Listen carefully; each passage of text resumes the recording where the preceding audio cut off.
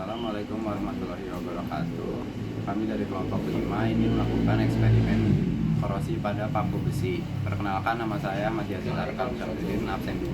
Nama saya Muhammad Dodi Sagi, absen 22. Perkenalkan, nama saya Kalisa Zahrani Azola, absen 17. Perkenalkan, nama saya Jihan Nursyahla, absen 15. Saya Julata Gloria Putri Zulkifli, absen 16. Dasar teori untuk eksperimen korosi pada paku besi dalam kondisi yang berbeda-beda melibatkan pemahaman prinsip-prinsip dan faktor-faktor yang mempengaruhi tingkat korosi pada logam besi. Berikut adalah dasar teori yang kita akan jadikan landasan untuk eksperimen ini. 1. Prinsip korosi. Korosi adalah proses degradasi logam, khususnya besi, yang disebabkan oleh reaksi kimia dengan lingkungan sekitar. Reaksi oksidasi besi membentuk senyawa oksida yang merupakan karakteristik karat pada besi. 4Fe plus 3O2 menjadi 2Fe2O3 adalah reaksinya. Faktor lingkungan, kelembapan, suhu, dan kehadiran oksigen adalah faktor-faktor kunci yang mempengaruhi tingkat korosi. pH lingkungan juga dapat mempengaruhi tingkat korosi. Lingkungan asam atau basa bisa mempercepat atau memperlambat korosi itu sendiri. Variasi kondisi. Eksperimen dapat merangkum variasi kondisi seperti paku yang terendam dalam air mantah, air matang, air yang dicampur garam, cuka, dan juga dalam air deterjen. Pengukuran tingkat korosi dapat dilakukan dengan pengamatan perubahan warna pada besi ataupun tekstur pada besi itu sendiri. Dan juga kita bisa melakukan pengamatan dengan cairan itu sendiri, apakah cairannya keruh ataupun jernih. Dengan memahami dasar teori ini, eksperimen korosi pada paku besi dalam kondisi yang berbeda dapat membantu kita mendapat pemahaman lebih lanjut tentang faktor-faktor yang mempengaruhi korosi dan cara mengendalikannya. Alat-alat dan bahan yang kita butuhkan untuk praktek ini adalah gelas plastik, deterjen, label untuk menamakan gelasnya agar tidak tertukar. Ada karet, kalau ada plastik. Dan terakhir ada 7 buah paku. Lalu kita membutuhkan minyak, garam, Cuka. dan juga cuka. Selanjutnya ada air matang.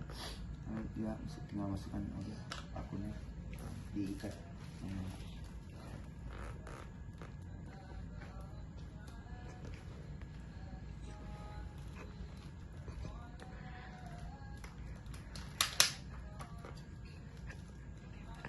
Percobaan selanjutnya terdapat air garam, lalu ada paku dimasukkan, lalu didiamkan dan ditutup dengan plastik.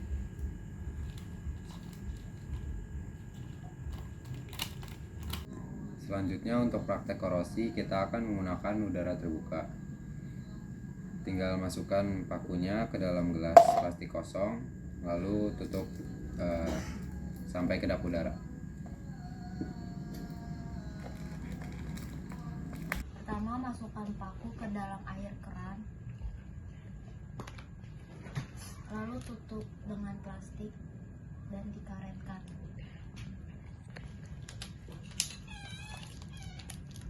Selanjutnya percobaan korosi dengan deterjen.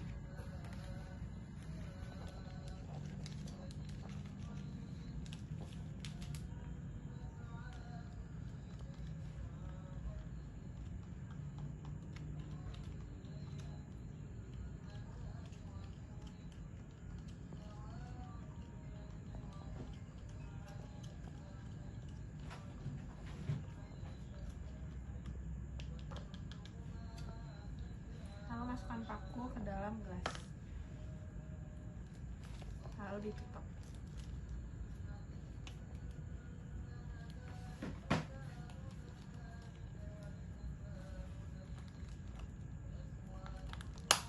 Ketiga itu ada gelas berisi minyak. Setelah itu pakunya kita tutupkan, kita tutup, terus kita rapatkan menggunakan karet.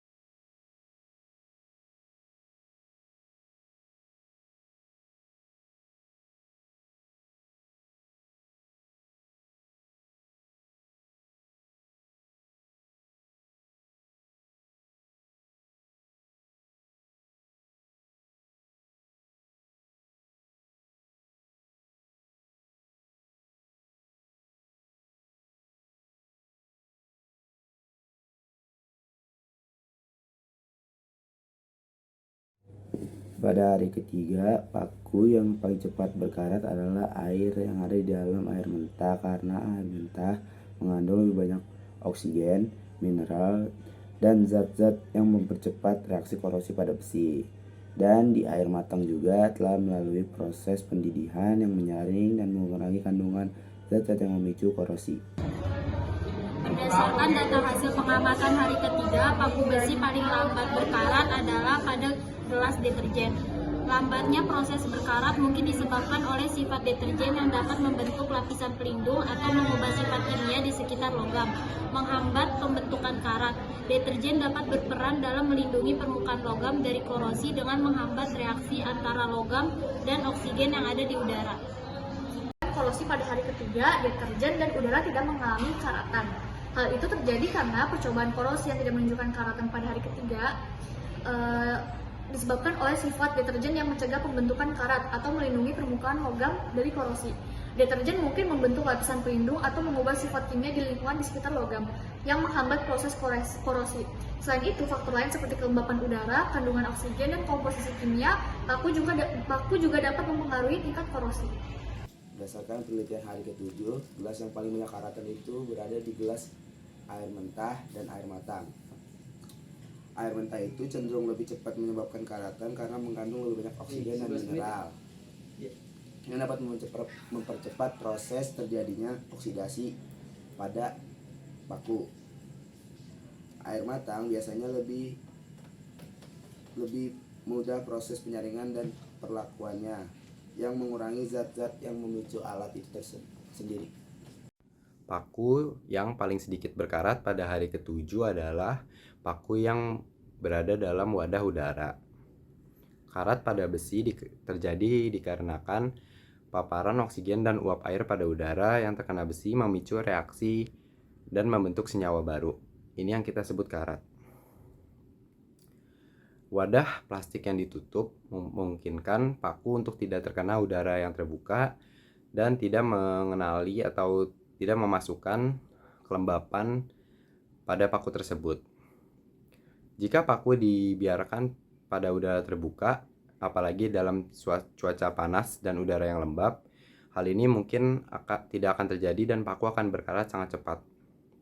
Tetapi karena wadah ini ditutup dan tidak memungkinkan sirkulasi udara lembab masuk atau sirkulasi udara panas yang baru masuk, paku tidak berkarat terlalu banyak dan hanya berkarat sedikit. Paku yang tidak berkarat pada hari ke-7 adalah paku yang direndam dalam deterjen. Walaupun deterjen bersifat basa dan basa memiliki sifat korosif, namun deterjen adalah basa yang sangat lemah dan kita bisa menyentuh deterjen dengan aman. Dan saat paku dicelupkan dalam deterjen mungkin membentuk lapisan pelindung untuk paku tersebut dari air dan oksigen yang bisa menyebabkan reaksi oksidasi, yaitu pemicu karat. Dan juga deterjen mungkin mengubah sifat logam tersebut untuk mencegah reaksi oksidasi. Namun yang kita ketahui reaksi ini mungkin hanya sementara, dan jika paku tersebut dibiarkan dalam deterjen dalam jangka waktu yang lebih lama, paku akan mengalami korosi perlahan-lahan. Kesimpulan yang bisa kita ambil dari eksperimen ini adalah besi akan berkarat jika terpapar oleh oksigen dan juga air.